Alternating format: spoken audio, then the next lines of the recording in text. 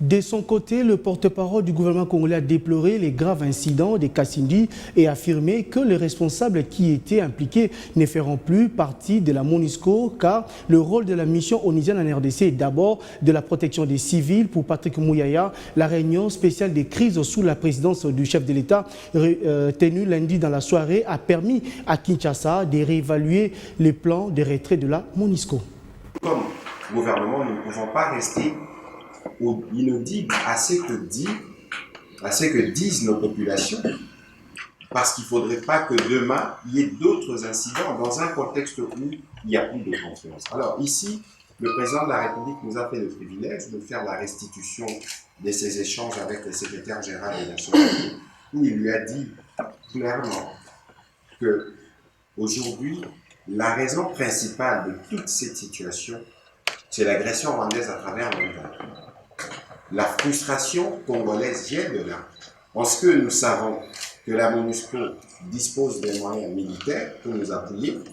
les sorties médiatiques du porte-parole n'ont pas été de nature à dire que la MONUSCO les fera. Nous savons que la MONUSCO, qui est un organe représentatif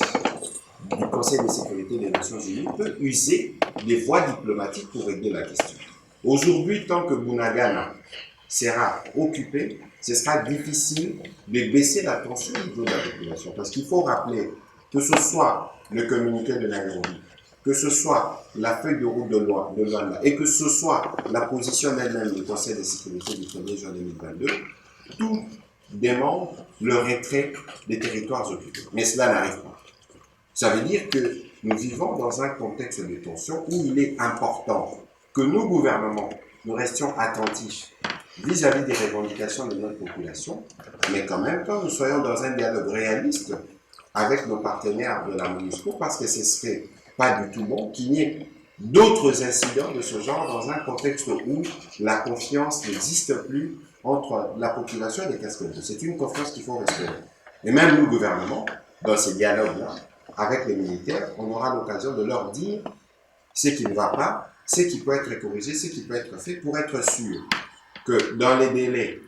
qui étaient prévus initialement, nous soyons en mesure de prendre en compte les revendications de notre peuple et de travailler à réduire le temps dans ce qui a été convenu.